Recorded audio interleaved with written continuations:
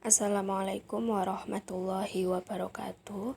Di sini saya akan menjelaskan materi dasar ilmu komunikasi sebagai prasyarat untuk memenuhi ujian tengah semester mata kuliah dasar ilmu komunikasi.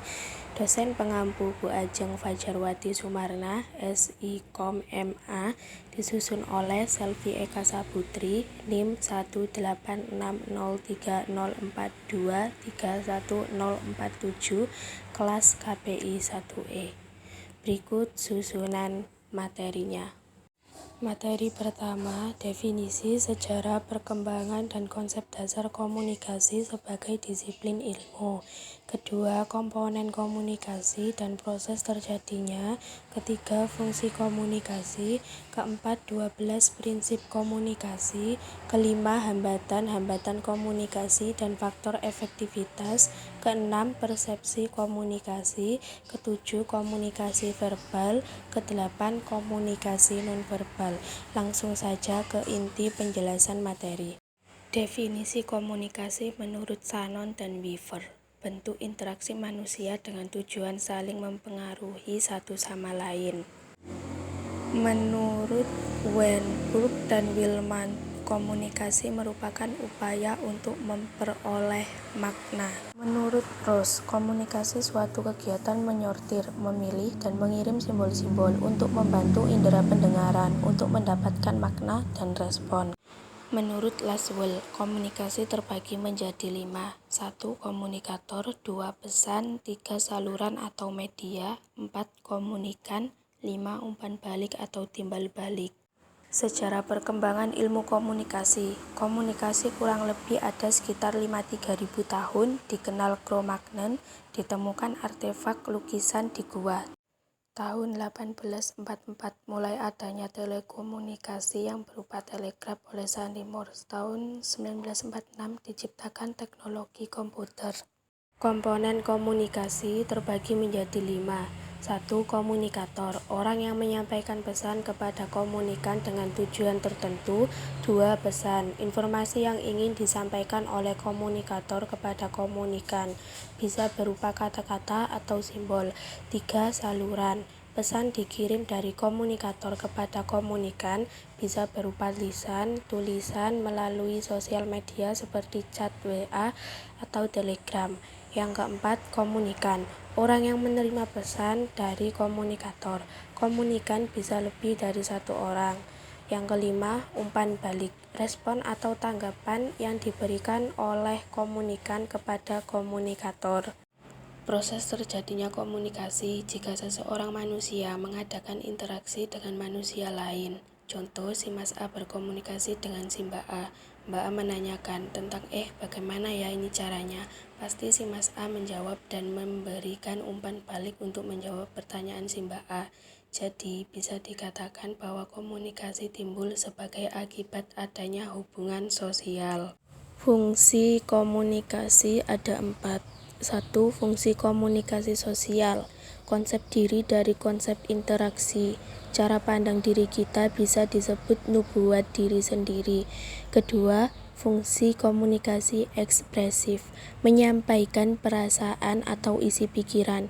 Contoh perasaan sayang, rindu, peduli, takut, sedih, dan marah. Ketiga, fungsi komunikasi instrumental, tujuan menerangkan dengan bahasa yang persuasif, bersifat mengajak, menginformasikan, mengerjakan, membujuk agar orang lain percaya yang dikatakan seseorang.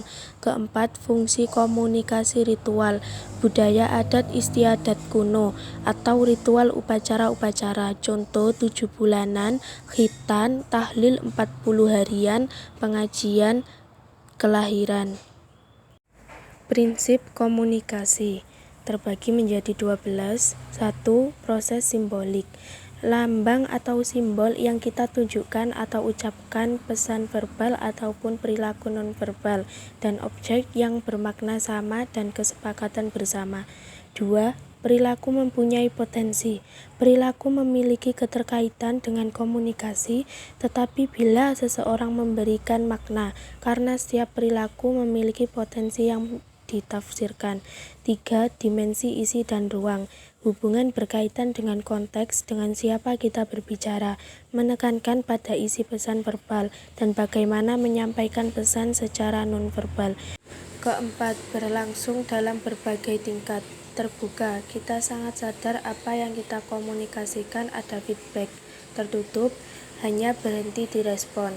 Tak sadar, meniru dan mengamati orang lain, biologis tergantung dalam kondisi tubuh kita. Kelima, konteks ruang waktu.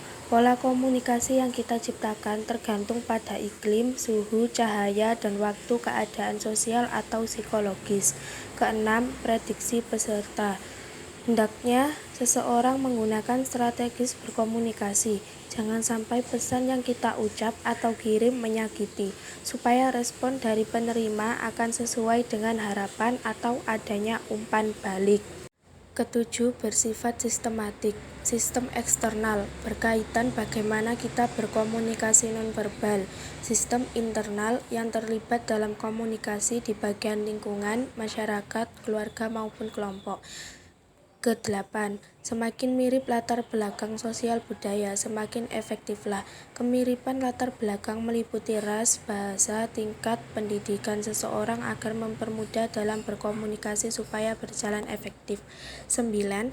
Non-sekuensial. Komunikasi nggak hanya satu arah, tetapi ada dua arah. Proses komunikasi bisa terjadi dalam tatanan acak, tidak linear, sirkuler, atau bahkan helikal. Ke-10, prosesual, dinamis, dan transaksional. Proses pertukaran encoding dan decoding. Encoding, komunikasi yang spesifik melalui kode-kode bahasa. Decoding, proses menerjemahkan kode-kode. Ke-11, bersifat irreversible. Kata-kata yang kita ucapkan tidak bisa kita tarik atau diulang kembali, jadi harus diciptakan secara efektif atau berucap secara efektif. Ke-12, bukan panacea menyelesaikan berbagai masalah. Apapun yang kalian ucapkan harus ada tindakan, jadi bukan omong kosong aja, supaya tidak terjadi masalah.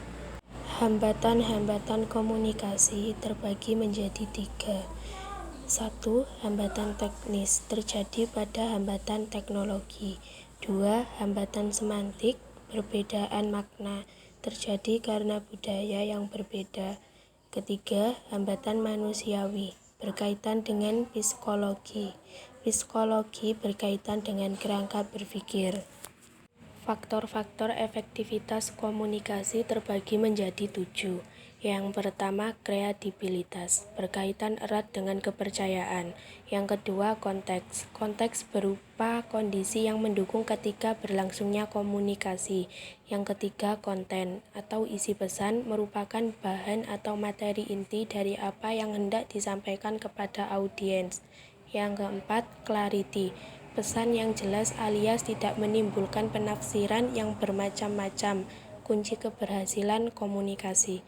Kelima, kontinuitas dan konsistensi. Komunikasi berhasil, maka pesan atau informasi perlu disampaikan secara berkesinambung atau kontinu. Keenam, kemampuan audiens. Komunikasi dapat dikatakan berhasil apabila sang penerima pesan memahami dan melakukan apa yang terdapat pada isi pesan. Ketujuh, saluran distribusi. Berkomunikasi menggunakan media. Persepsi komunikasi. Definisi persepsi, tahapan setiap individu atau kelompok memilih, mengatur, dan menafsirkan rangsangan sensoris atau bisa disebut memahami lingkungan lewat panca indera. Persepsi sosial, proses mencoba memahami makna dari objek dan peristiwa sosial yang kita alami di lingkungan kita. Persepsi manusia lebih kompleks dan rumit dibandingkan persepsi terhadap lingkungan fisik. Faktor-faktor persepsi. 1. Faktor internal termasuk faktor biologis, fisiologis, sosial budaya. 2. Faktor eksternal termasuk gerakan, intensitas, kontras, kebaruan, perluangan. Kegagalan persepsi. 1. Kesalahan atribusi. 2. Efek halo. 3. Stereotip dan prasangka. 4. Gegar budaya. Komunikasi verbal. Definisi komunikasi verbal: bentuk komunikasi yang disampaikan komunikator ke komunikan dengan cara tertulis maupun lisan. Fungsi bahasa: 1. Mengenal dunia sekeliling kita dalam kehidupan masyarakat. 2. Penanda stratifikasi sosial dengan orang lain. 3. Sebagai alat komunikasi. 4. Sebagai penanda identitas. Bahasa dan makna. Bahasa adalah suatu sistem lambang yang memungkinkan orang berbagi makna. Komunikasi verbal. Lambang bahasa yang digunakan adalah bahasa lisan, tulis, elektronik. High contact dan low contact. High contact merupakan komunikasi antar budaya yang disampaikan secara implisit atau tidak langsung, seperti basa-basi atau gestur tubuh. Low contact berbalikan dengan high contact. Cara komunikasi ini disampaikan secara eksplisit atau terang-terangan. Pesan yang disampaikan pun langsung ke inti yang dimaksud. Komunikasi nonverbal. Konsep: komunikasi nonverbal adalah komunikasi yang penyampaian pesannya dikemas dalam bentuk, bukan kata-kata. Fungsi: 1. Reptis, mengulang kembali pesan yang disampaikan secara verbal. 2. Substitusi, menggantikan lambang-lambang verbal. 3. Kontradiksi, menolak pesan atau memberi makna pesan verbal. 4. Komplement, melengkapi, memperkaya pesan maupun makna nonverbal. 5. Aksentuasi, menegaskan pesan verbal. Perbedaan komunikasi verbal dan nonverbal. 1. Komunikasi verbal menggunakan bahasa lisan atau tulis. 2. Komunikasi nonverbal adalah komunikasi yang menyampaikan pesan dikemas dalam bentuk, bukan kata-kata. Bentuk: 1. Gestur, gerakan tubuh disebut dengan kinesik. 2. Penampilan, bagaimana seseorang berpenampilan. 3. Sentuhan, ilmu yang mempelajari tentang komunikasi sentuhan adalah ilmu haptik. 4. Artefak, objek dan gambar. 5. Diam, semata-mata menggunakan sikap negatif. 6. Warna dapat diartikan suatu objek. Warna merah tandanya marah.